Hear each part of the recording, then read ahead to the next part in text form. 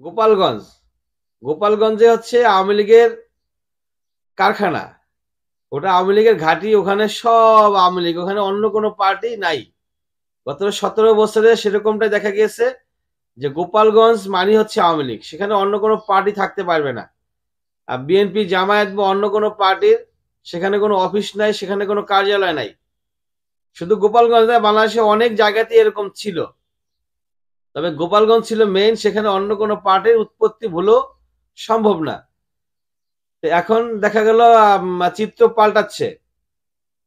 আমরা দেখেছি ঢাকা সহ বিভিন্ন জায়গায় বিএনপি এবং কি বলে জামায়াত ইসলাম, তারা তাদের কার্যালয়গুলো উদ্বোধন করছে আস্তে আস্তে। কিন্তু এবার দেখা গেল 17 বছর পর গোপালগঞ্জের জেলা বিএনপির কার্যালয় উদ্বোধন করা হয়েছে। তার মানে আস্তে আস্তে বিএনপির বিস্তার লাভ করতেছে।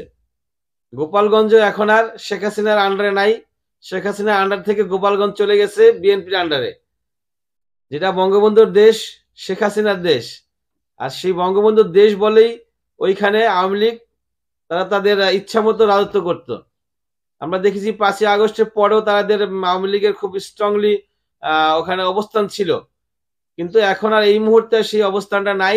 সেই অবস্থান চলে গেছে, বিএনপি এখানে কার্যালয় খুলে ফেলেছে এবং ওখান থেকে বিএনপি আবার আগের মতো কার্যক্রম চালাবে।